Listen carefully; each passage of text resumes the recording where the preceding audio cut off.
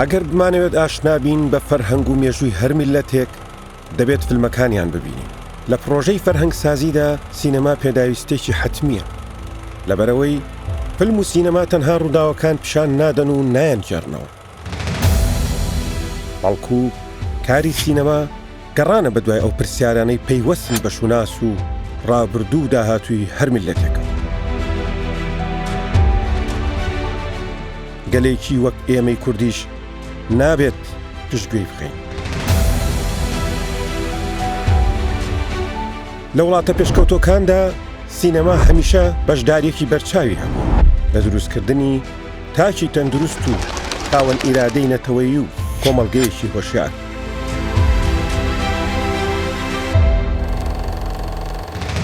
هاوتەریب سینەما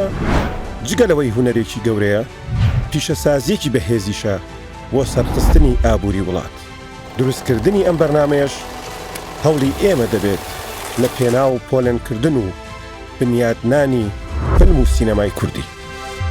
من سەروەر محەیەدینم.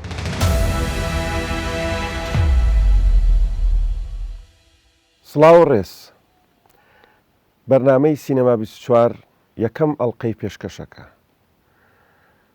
بۆ ئەم ئەڵقەیەش میوانداری زۆر بەڕێز دکتۆر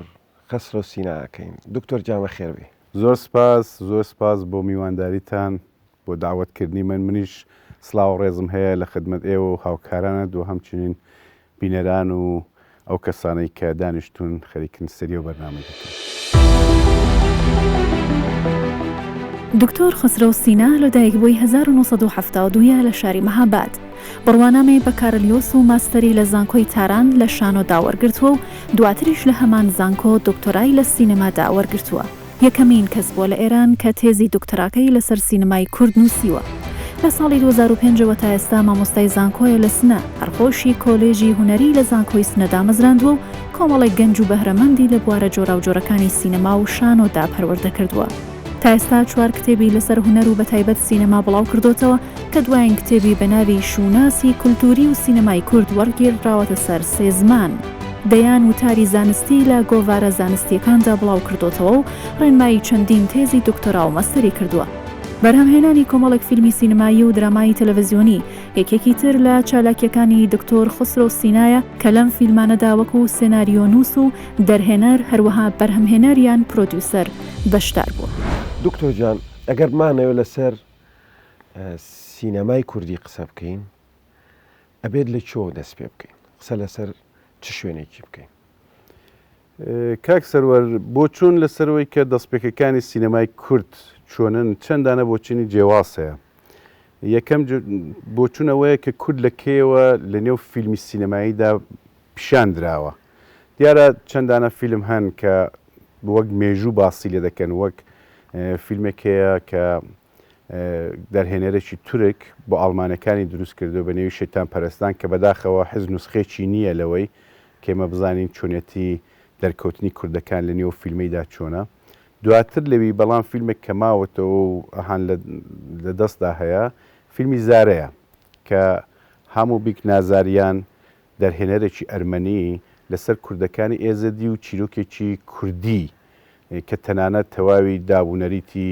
کوردەکانی ئەو سەردەمەی لە نیشان دەدا کە چۆن هەڵس و کەوت دەکەنوانە، باسیش لە ئەوین و ئەوینداری شوانێک و کچێک دەکا کە چۆن دەیان هەوێ بە یەکتر بگەن. ئەوە جوورێک بۆ چوونە، یعنی لەو ڕوانگەوە سیر بکەین کە یەکەم دەرکەوتنی کورد لە سینەمایە چۆنە. بەڵام بۆچوونی دیکەشەیە ئەوەی کە یەکەم کوردێک کە توانێتی فیلم لەبارەی کورددا دروست بکە دەتوانین چ فیلمێک دەستنیشان بکەین.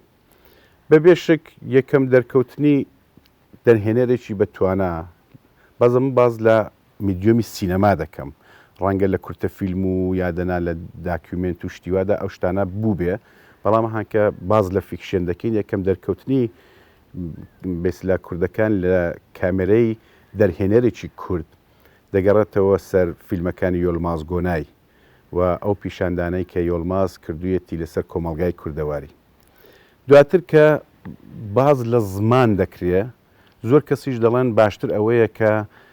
دەستپێکی سینەمای کوردی بە زمانی کوردی دابنین کە لە کەنجەوە زمانی کوردی هاتوۆتە نێو سینەمایەوە. ئەلێرە هیندێک مناقشە هەیە، دوودانە بۆچوونی جیاواز هەیە. بۆچوونێکەوەیە کە هیندێک دەڵێن کە ئاوازێک ji بۆ بێکۆ لە دەرهێنانی نظامەدین ئاریچ دەتوانین بە یەکەم فیلم دابنین، بەڵام ئەو فیلمە بەس بە کوردی نییە، یعنی ئالمانی تێدایە، تورکی تێدایە، عەرەبی تێدایە، بەڵام چیرۆکەکەی چیرۆکێکی کوردیە بۆ یەکەم جاریش باز لە مەعاناتی کۆچەرێکی کوردەکە کە بە دوو براکەوەیەتی. دەڵێن دەستپێکی هاتنی زمانی کوردی یا قسەکردن بە زمانی کوردی لە سینەما دەگەڕێتەوە بۆ ئەو فیلمە. هەرچەند بۆچوونی دیکەشەیە لەسەر نەرگیس بووکی کوردستان کە دەڵێن ئەو فیلمە دروستە زۆر باش پیشان نەدراوە و لە کاتی خۆی بە دووسێ مەرحەلە تەواو بوو، هیندێک بەرتەنگشتی وای هاتە سەر ڕێگایوانە، بەڵام ئەوەش دەتوانین بۆ یەکەم فیلم تەنانەت لە باشوور باسی بکەین کە ئەویان وەکو یەکەم فیلمی دوای ڕاپەڕینی. بەڵێ ئەوە ئاخرین لەختەکانی ئەو فیلمەی کاتێک تەسویر دەکرێت کە سەدام ڕۆیشتو و ئەو بەشانەی کوردستانوانە تقریبان لەژێر چەپۆکەی ڕژیمی بەعسوشتیوە هاتوۆتە دەرێ، یعنی ئەو سەر بەخۆی ئەوڵەیە کە لە کوردستان هەیە، ئەو دەم ئەو فیلمە تەواو دەبێ، تەنانەت باز دەکرێت لە مێژووی فیلمیشدا کە ئەوە یەکەم فیلمێکە کە توانێتی کورد داوێکی بەخۆی حکوومەتێکی فدرالی ساز دەکاتوانە بۆ بنەمای لە باشوور دەتوان ئەو فیلمی باس بکەین. بەڵێ قسەی کە هەیە لەسەرەوەی کە ئایا تا چەندێک ئەو فیلمانی کە غەیرە کوردیە کردوێتی ئەچنە خانەی فیلمی کوردیەوە یا بە پێچوانەوە زمانی ناوفیلمەکە زمانێکی کوردی نییە وەکو ئیشەکانی یاڵمازگونەی ئەمانەس نەخانەی فیلمی کوردیەوە دەزانین چۆنە کاک سەروەر ئێمە دەبێ بنەمایەک دابنێن بۆ یکە بە چ فیلمێک دەڵێن فیلمی کوردی، یعنی ئەگەر ئێمە بین زۆر بە سەختی سەیریەوەی بکەین کە ئەگەر کەسێک کورد نەبێت و بە زمانی کوردی نەبێت و ئەکتەری کورد نەبێت و بەرهەمێنەری کورد نەبێت و ئەوە فیلمە کوردی نییە، بە بڕوای ئێمە دوورگێکی ساز دەکەین وە کۆمەڵگاکانی دەور و پشتی خۆمان هین دەکەین ڕەفز دەکەینەوە ئەسم باش نییە بۆ ئەوەی کە بمان هەوێ نەمان هەوێ ئێمە لەگەڵ دراوسەکەمان ژیانی هاوبەشمان هەیە، ئێمە جیرانیانین، ئەوان زۆر جگات هەیە کە سوڵتەیەکیان هەبوو بەسەر ئێمەدا وەک ئەوەی کە حکوومەتێکی مرکزی بوون، پس هیندێک کات مەجال هەبوو کە بتوانین بە کوردی قسە بکەی، هیندێکیش وەکو فیلمەکانی یۆلماز مەجالیەوە کە فیلمێک بە کوردی دروست بکرێت و بە کوردی قسە بکرێت بۆی نەڕەخساوە چوندە بۆ فیلمە لە وڵاتی خۆشی پیشان بدرێت و دیارە هەر پێشوەی کە فیلمەکە پیشان بدرێت پێشیان پێدەگرێت. باز ئێمە ناتوانین ئەوەی بکەینە هۆیەک بڵێن کە چون ئەو فیلمە بە زمانی کوردی نەکوتراوە فیلمێکی کوردی نییە. سێدانە چواردانە سینەمامان هەیە لە دنیادا پێ دەڵێن سینەمای یەکەم کە سینەمای هالیوودا، دیارە سینەمای هالیوود دنیای گرت و هەموو شتێکی خەریکە ئیدۆلۆژیەکانی خۆی و تجارەت و هەموو شتێک هەڵدەسوڕێنێ.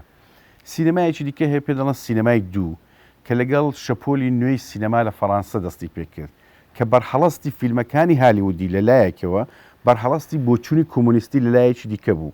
دەکوت بۆ ئێمە سەر بەخۆ نەبین، بۆ ئێمە دەبێ فیلمی وانە نیشان بدەین، بۆ بەخۆمان فیلم نەکەین، بۆ بەخۆمان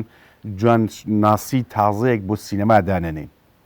بە دواییدا حماسەتێک دێتە نێو هیندێک لە فیلمسازەکانەوە کە یۆلمازیش بەخۆی بەشێکە لەو جۆرە فیلمسازانە کە پێ دەڵێن سینەمای سێبووم، سینەمایەکە کە دیهەوێ نوێنەری چینی چەوساوە بێ، نوێنەری ئەو کەسانە بێت کە دەنگیان نێ ببێتە دەنگی بێدەنگان، دیهەوێ مانیفیستەکانی خۆی ئەو بۆ چوونانەی کە تەبەقەی ژێر چەپۆکە پێویستێتی بە دەستگای سەرتر بڵێ ئەوانە بەرجەستە بکاتەوە. ئەو بۆ چوونەی کە بڕێک ئەڵحانەکانە لە زۆر شوێنان من بیستیم و باسی دەکەم بۆ چوونەکە کە پێ دەڵێن سینەمای چوار کە بە بڕوای من بۆمە پێویست نییە ئەو کارێ بکەین، چونیمە تێکەڵاوێکی فەرهەنگی سیرمان لەگەڵ فارسەیە، لەگەڵ عەرەبەیە، لەگەڵ تورکەیە و تەنانەت لە دیاسپۆراشدا ئێمە فیلمان هەیە کە هاوبەشن، یعنی دووڕەگەن، هیندێکی ڕەنگە ئوروپایی بێ، هیندێکی ڕەنگە کوردی بێ. سینەمای چوارم دەڵە چی دەڵە بەرهەمهێنەرێک فیلمێک دەرهێنەرێک ئی هەرە و ناوچەی بە خەڵکی ئەو ناوچەی چیرۆکی ئەو ناوچەی بۆ خەڵکی ئەو ناوچەی یانە تۆ دەبێت فیلمێک دروست بکەیت کە بەس کورد بیبینە کورد بەرهەمی بینەوە بەس کوردیش بیبینە ئێمە هاکان لە سەردەمێکدا دەژین کە سینەما بۆتە میدیۆمێک بۆی کە بتوانین دەنگمان بەرینە دەرەوەی سنوورەکانی خۆمان ئێمە دەمان هەوێ لەگەڵ دنیا بژین خۆمە بەرهەڵستی هیچ کەس نین نامان هەوێ حەقی کەس بفەوتێنی هەرو جووری کە پێمان خۆشنە حەقی مە بفەوتێ پس ئێمە ئەو جورە سینەمایە بۆمە کاریگەر نییە ئێمە سینەمایەکمان دەوێت کە بتوانێت دراوسەکانیشی دەرک بکە و بەڵام خۆی لە ڕوانگی خۆ نیشان بدە ئەوەی کە کەسێکی دیکە بێ لەسەر ئێمە فیلم دروست بکە ڕەنگە ئەوە فیلمێکی کوردی نەبێ ئێمە زمانێک دەتوانین خۆمان دەرببڕین شناسی خۆمان نیشان بدەین کە خۆمان لەسەر خۆمان فیلم بکەین بەڵێ دکتۆر ئەو قسەیە زۆر ئەکرێت زۆر باوە کە خۆمان بە دنیا بناسێنین من ڕەنگ بێ ڕێیکی پێچوانم هەبێ ئێمە جارێ فیلمەکانی خۆمان بیبینین ینی بەداخۆ زۆرێک لەو فیلمانەی کە کراون ئێمە دوای چەند ساڵێک ئەم فیلمانەمان بینی و ئێمە کە وەکو خەڵکی ئەم ناوچەیە و کورد و خاوەنی بەرهەمی فیلمەکاڵم دوای چەند ساڵێک فیلمەکانمان بینیوە ئەم فیلمانە پێشتر چوونەت فێستیڤالەکە ئایا ئەمە چ سوودێکی هەیە کاتێک تۆ خۆت بینەری خۆتە دروست نەکردووە خێرا ئەچی بەرەو دەرەوەی وڵاتەکەت و ئەشتەوێت ئەوان لەوێ بێناسن کاتێک کە تۆ پێگەیەکی خۆت نییە ئەوان چۆن تۆ بناسن چا سینەما پێویستی بە ژێرخانە بردیۆ کۆمەڵناسێکی فەرانسیە باز لە چواردانە سەرمایی دەکا کاکسەروە دەڵێ هەموو شتێک پێویستی بە چوار سەرمایە سەرمایی یەکەم سەرمایی فەرهەنگیە کە دیارە لە کولتور و کە لە پور و ئەدەبیات و ئەو شتانێکی هەیە ئەو دابوونەریتانی لە نێو کۆمەڵگاکەتدا هەیە ئەوانە بەدی دەکرێن هەڵسو کەوتی ئینسانەکان وە زۆر شتیریکە سەرمایەک سەرمایەی سیاسیە سەرمایەکە کە تۆ وەک میلەتێک نیشان دەدا ئێران کشوەرێکە مەرزێکی هەیە میلەتێکە دروستە ئەوە سەرمایەکی سیاسی هەیە کە توانێت دامی ئەو فیلمی بکە تەنانەت ئێمە زۆر فیلممان هەیە کە فیلمەکە فیلمسازی کورد کردوێتی بەڵام لە چوارچێوەی سینەمای ئێران چۆ بۆ ئۆسکار چۆ بۆ کەن نیشاندراوە لە هەموو شوێنێک بۆ چون ئەوە توانیوێتی ئەو سیاسەتە سازکە کە کورد ئەوەی نییە دوایە اقتصادە سەرمای اقتصادیە ئێمە ئێستا نەمانتوانیەوە پرۆدوسۆرێک پەیدا بکەین کە بتوانێت سەرمایەک لە خەڵکی بیانی کۆکاتەوە لە خەڵکی ناوخۆ کۆبکاتەوە کە بتوانین بەپی ئەو سەرمایە سینەمایەکی تازە داڕێژین کە بتوانێت بەخۆی لەسەر پێ خۆی ڕاوەستێ ئێمە لەوەی زۆر تازەین ئێمە زۆرتر لەسەر سەرمایە چوار تەرکیزمان کردووە کە سەرمایەکی سمبولیکە زۆر باشە دکتۆر جان دەست خۆش ئێمە تەورێکمان هەیە هەر جارە و هەر بەرنامە و لەسەر ئەو بابەتەیە کە گفتوگۆی تیاکەین با بچینە لای ئەو تەوەرە کە لەسەر مێژووی سینەما بەگشتی و دواتر کوردستان فەرموو لە ساڵی 1970 ئیدوارد مایبریژ لەسەر داوای لیلاند ئیستانفۆرد سیاسەدوان و دامەزرێنەری زانکۆی ئیستانفۆرد توانی بەدانانی 24 کامێرا لە تەنیشت یەکدا ژمارەیەک وێنە لە غاردانی ئەسپێک بگرێت کاتێ وێنەکان لە پاڵ یەکدا دانران مرۆڤ غاردانی ئەسپەکەی دەبینی بەو جۆرە یەکەم گرتە ڤیدیۆ تۆمار کرا بەڵام برایانی لۆمێر بە ئافرێنەری یەکەمین فیلمی مێژووی سینەمای جیهان ناسراون لە ساڵی 1995 دوو برا بەناوەکانی لۆیس و ئاگۆست لۆمێر بەدانانی ئامێری سینەماتۆگراف لەسەر شەقامی سێن ڤیکتۆری شاری لیۆنی فەڕەنسا چرکە فیلمیان لە کاتی هاتنە دەرەوەی کرێکارانی ناو کارگەیەک تۆمار کرد مێژوونووسانی سینەما پێیان وایە برایانی لۆمێر ئەو ڕۆژە بە تۆمارکردنی فیلمی کرێکاران لە کاتی هاتنە دەرەوە لە کارگە کە فیلمێکی بێدەنگی ڕەشوسپیە سینەمایان ئافراندووە پاش ئەو ڕووداوە ناوی ئەو شەقامی شاری لیۆنیان بۆ شەقامی یەکەمین فیلم گۆڕی یەکەمین فیلمی کوردی لە دەرەوەی سنوورەکانی کوردستان و لەلایەن هاموو بیگ نازاریان کە هەندێک کەس بە هەمۆبەیەک نەزەریان ناوی دەبن لە ساڵی 1925 یان 1926 لە رووسیا دروست کراوە ئەم فیلمسازە لەدایکبووی ساڵی 1990 لە شاری ئیرەوان هەمۆبەیەک نەزەریان لە ناو مێژووی سینەمای قەوقاز و ئەرمەنیا و سۆڤێتی جاران ناوێکی دیارە و قەوقازیەکان بە قەوقازی و ئەرمەنیەکان بە ئەرمەنی دەزانن بەڵام ئەوانەی لەسەر مێژووی سینەمای کوردی کاریان کردووە دەڵێن ئەو فیلمسازە بەڕەگەز کورد بوو و بەڵگەشیان ئەوەیە کە 30 فیلمی بەرهەم هێناوە و لەسەر جەم ئەو فیلمانەدا باسی گەلی کوردی کردووە کە تێیدا کەسایەتیەکانی ناو فیلمەکان جلوبەرگی کوردیان لەبەرە و دیالۆگی ژمارەیەک لە فیلمەکانیش بە کوردیە و مۆسیقای سەر فیلمەکانیشی ئاوازە کوردیەکانی وەکو لاوەک و حەیرانن.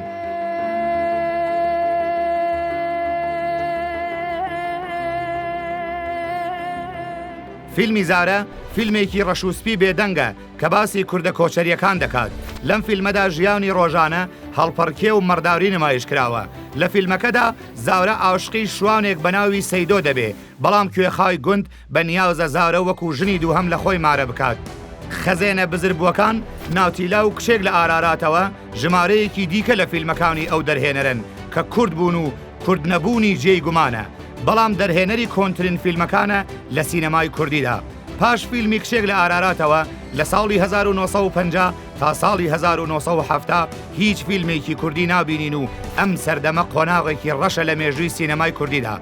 بەڵام دواتر بە دەرکەوتنی یەڵماز گۆنای لە باکووری کوردستانەوە قۆناغی زێڕینی سینەمای کوردی دەست پێ دەکا و یەڵماز دەنگی مرۆڤی کوردی لە ڕێی فیلمەکانیەوە گەیاندە گوێی خەڵکی جیهان و بە فیلمی ڕاونەمەڕ لە ساڵی 1970 و فیلمی ڕێگا لە ساڵی 1982 دیوار لە ساڵی 1983 بوو بە باوکی سینەمای کوردی. لە ساڵی 1990 واتا 6 ساڵ دوای مەرگی یەڵماز گۆنای لە باشووری کوردستان بیرۆکەی دروستکردنی فیلمی نێرگز بووکی کوردستان لە دەرهێنانی جەعفەر عەلی و بەرهەمهێنانی مەکی عەبدوڵڵا شقلی گرت و وێنەگرتنی دوایین دیمەنەکانی ئەم فیلمە لە ناوچە ئازادکراوەکانی باشووری کوردستان و لە ساڵی 1991 تۆمار کرا. ڕۆژی نمایشی فیلمەکەش کرا بە ڕۆژی سینەمای کوردی کە هاوکات بوو لەگەڵ 5 دەی 1991 بەهمەن قوبادی بە فیلمی دۆکیۆمنتەری ژیان لە ناو تەمومش کە یەکێک لە باشترین فیلمە دۆکیۆمنتەریەکانە زیاترین خەڵاتی فستیڤاڵەکانی وەرگرتووە و نازناوی پرشانازیترین دۆکیۆمنتەری مێژووی ئێرانی کەوتۆتە سەر. قوبادی ڕێگاوی یەڵماز گۆنایی بۆ دروستکردنی فیلمی کوردی گرتە بەر. لە ساڵی 1999 بە دروستکردنی فیلمی زەمنێک بۆ مەستی ئەسپەکان سەرنجی سینەماکارانی جیهانی بۆ لای خۆی ڕاکێشا و لە فستیڤاڵی کانی فەڕەنسا خەڵاتی کامێرای زێڕینی وەرگرت و ناوی ڕۆشتە پاڵ ناسراوترین سینەماکارەکانی جیهان. هەڵبەت جیا لە بەهمەن قوبادی فیلمسازە ئێرانیەکانیش چەندین فیلمیان لەسەر کورد دروست کردووە، وەکو با ئێمە لەگەڵ خۆی دەباوی عەباس کیارۆستەمی، تەختەڕەشی سەمیرا مەخمەڵباف و دۆکیۆمنتەری زەماوەندی پیرۆز لە دەرهێنانی فەرهاد وەرەهرام لەسەر نەریتی جەژنی پیرشالیار کە مێژووی دروستبوونی بۆ ساڵی 1994 دەگەڕێتەوە. لە ئێستادا سینەمای کوردی تا دێ زیاتر بیچم دەگرێ و کەسانی وەکو بەهمەن قوبادی، هونەر سەلیم، هیشام زەمان، نیزامەدین ئاوریج و دەیان فیلمسازی دیکە بۆ ناساندنی ئەم سینەمایە بە جیهان لە هەوڵی بەردەوامدا.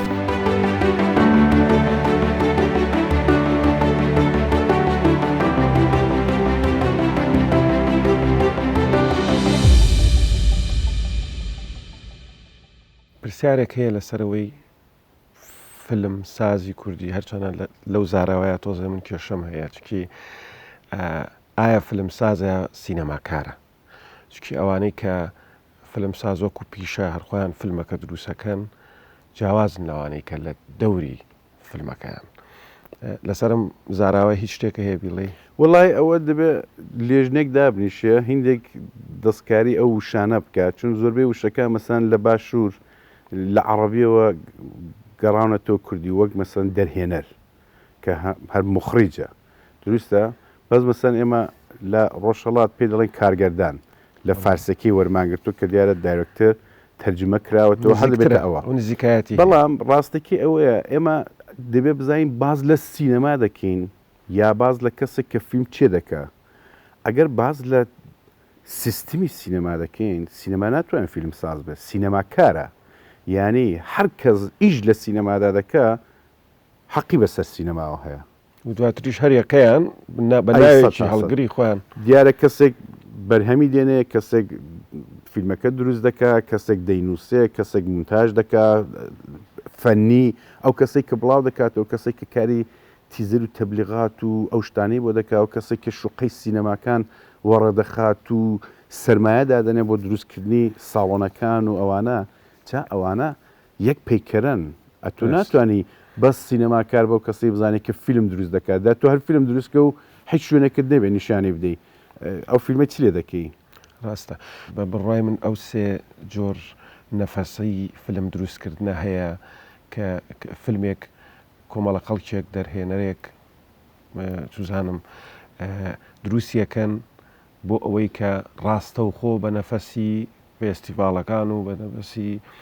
ئەو تەلەڤیزیۆنانەی کە ئەو فکرانەی کە لە دەرەوەی ئەم هەرێمە هەیە یا کوردبوونە هەیە کۆمەڵێکی کە هەن فیلمەکانیان ڕێک بۆ ناوخۆ دروستەکەن ینی باوەڕیان بە بردنە دەرەوەی فیلمەکانیان نییە بۆ بینەری خۆیان دروستەکەن جۆرێکی کە هەیە ئەوەیە کە فیلمەکە دروستەکە بە نەفەسی هوەری خۆی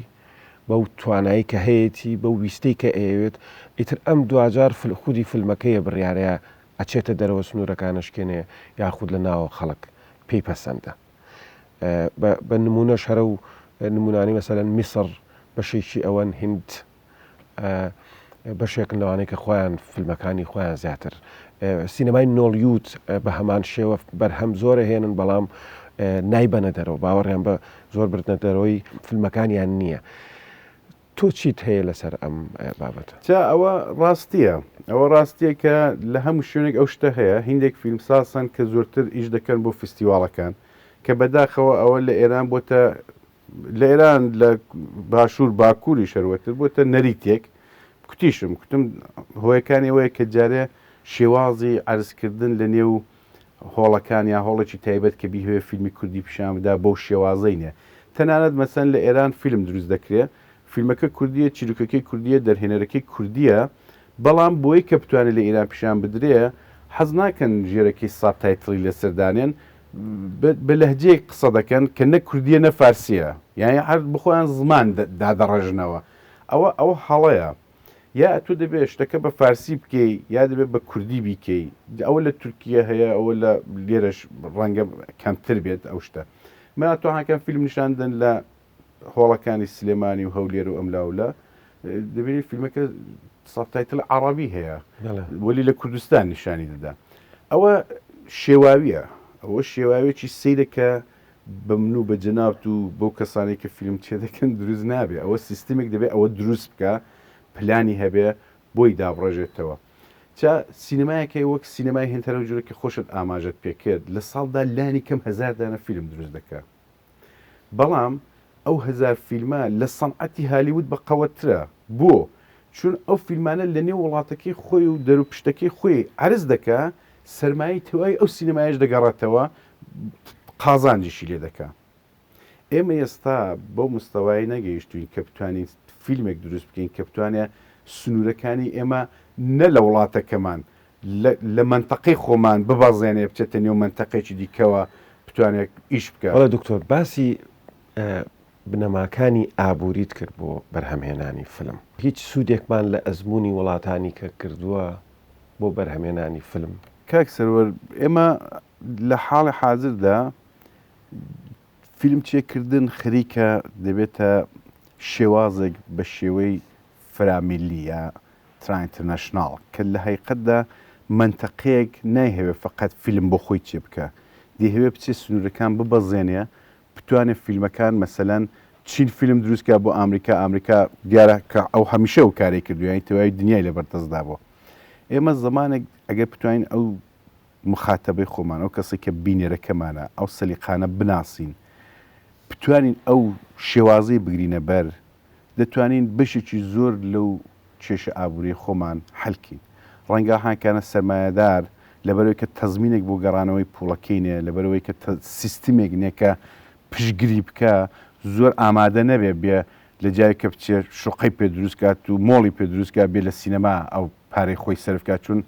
دڵنیانێ لە گەڕانەوەکە لە وڵاتانی دیکە تەجروبێکی هاوبەش کراوە کە ئەتۆ پێویست ناکە تەواوی پارەکی یەک کەس بیدا چەند وڵاتی جیاواز چەند کەسی جیاواز لە وڵاتەکانی جیاواز تەنانەت دێن سەرمایی فیلمێک بەدی دێنن ئەوە تەزمینێکە بۆی کە لە وڵاتانەی کە سەرمایە گوزاری تێدا بووە فیلمەکە عرز بکرێتەوە ئایا تێکەڵکردنی ئەکتەری جیاوازی شەرەچێتە ئەو پۆلێنکردنەوە یان ئەو قاڵبەوە بۆ نمونە فیلمی کاک بەهمەنی قوبادی وەرزی کەرکەدەن چەند ئەکتەری جیاواز زمانی جیاواز ئەمەش جۆرێک نییە لە بەرهەمێ لە ڕاکێشانی بینەر و بازار مەسەلەن مۆنیکا بیلۆچی لە ئیتاڵیا ئەو ئەکتەرە تورکەکە لە ئێران کوردێک ئەوە کێشەیەکی زۆر گەورە هەیە دەزای مشکلەیمە چێ مشکلەیمەوە ئەستێرەمان نییە ئەستێرەی کورد کەمە ئێمە دەبچین بەرەو سیستمی دروستکردنی ئەستێرە بەرەو سیستمی ئەسڵەن بە سازمانکردنی سینەما بۆی کە بتوانێت سینەما لە نێو خۆیدا ئەو شتانە هەموو پەروەردە بکە بەشی تجاری بەشی ئابووری شەرم لە کەس ناکە ئەتۆ دەبێت شتێک دروست بکەی کە بینەرەکەت کڕیاری بێ یعنی هەتاکو ئاخر عمرت تۆ ناتوانین فیلمی هوەری دروستکەی هەر ناتوانین پشت بەوەی بەستی کە حکوومەت دەعمت بکە دنا ئاوە نابینە سەحەب سینەما دکتۆر گیان بەرنامەکە بەرەو کۆتایی ئەڕوا شتێکە هەیە نەوتوێت یان بە کورتی زۆر خودی ئەم بەرنمەیەش بێ کە ئایا مە هەوڵێکی ئێمە ئەتوانین چی بکەین یا چی بکەین باشە تێبینیت هەبێ کاک سەروەر ئەوڵەن دەستخۆشیتان لێ دەکەم ینی هەرچی ئێمە بمان هەیە لەسەر فەرهەنگ لەسەر هوەر ئیش بکەین بە تایبەت لە میدیاکان کە دیارە بینەری زۆریان هەیە کارێکی گەورەیە دەستخۆشیتان لێ دەکەم خۆشحاڵم بۆ یەکەم نیش و داوت کرد و بۆ مەشجێ فەخرەکە لە خزمەت ئێوە دابووین و لە خزمەت بینەرانتان دابووین و ئینشەڵڵا توانی بەمان شتێک بڵێن کە بە سوود بوو بێ زۆر سپاس دکتۆرجان دووبارە بەخێر بێت زۆر سپاس خۆشەویستان لێرەدا یینە کۆتایی شاد و سەرفراز